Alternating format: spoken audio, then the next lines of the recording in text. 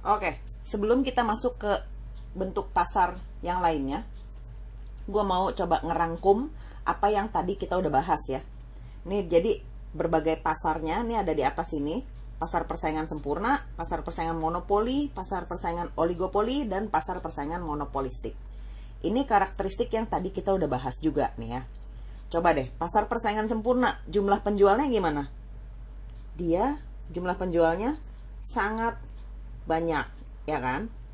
Kalau monopoli, dia cuma satu. Ya nggak sih? Namanya juga mono, satu. Kalau oligopoli ada beberapa. Biasanya yang dibilang oligopoli ini 2 sampai 3 gitulah. Pokoknya cuma beberapa. Nah, kalau monopolistik ini jumlah penjualnya banyak. Tapi yang nggak bisa dibilang sangat banyak seperti di pasar persaingan sempurna gitu ya. Tapi yang pasti banyak gitu. Terus produk yang dijual, kalau di pasar persaingan sempurna, produk yang dijual kan mirip ya. Sama lah, ini bisa dibilang sama, makanya dibilangnya homogen. Kalau di pasar persaingan monopoli, produk yang dijual unik. Substitusinya agak susah lah gitu. Kalau yang di oligopoli, ini mirip lah ya. Gue bilangnya mirip.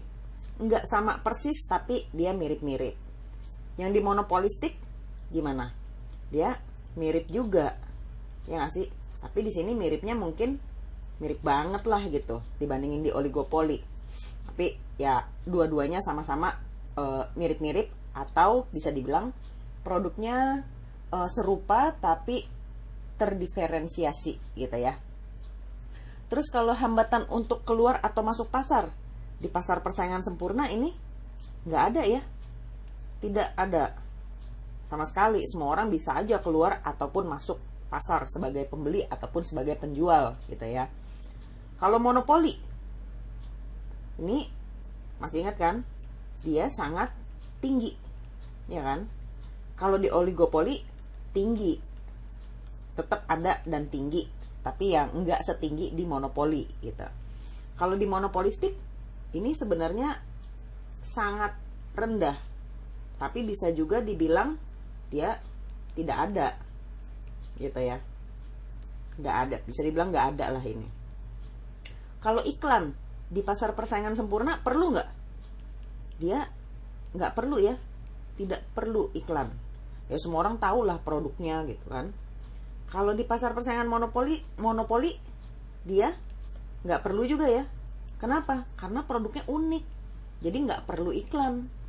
Kalau ngomongin produk itu udah pasti ya cuma dia doang deh gitu. Perusahaannya juga cuma satu lah yang jual gitu ya. Kalau di pasar persaingan oligopoli perlu ya, karena ya masing-masing perusahaan yang cuma beberapa itu pasti mau ngasih tahu ke masyarakat umum kelebihan dari produk dia apa gitu. Si monopolistik juga dia perlu banget karena persaingannya juga tinggi, soalnya jumlah penjualnya banyak gitu kan. Nah, kalau price taker atau price maker di pasar persaingan sempurna gimana nih? Dia merupakan price taker, ya kan? Kalau monopoli udah pasti price maker ya. Soalnya dia cuma satu-satunya dia bisa nentuin harga seenak-enaknya dia deh.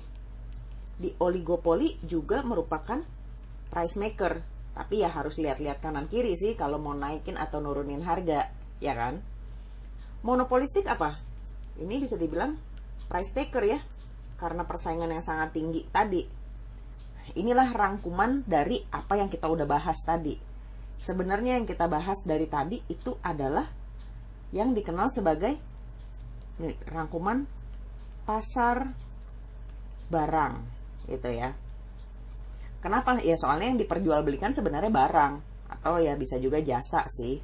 Tapi dalam ekonomi yang tadi semua tuh PPS, monopoli, oligopoli, dan monopolistik dibilangnya pasar barang.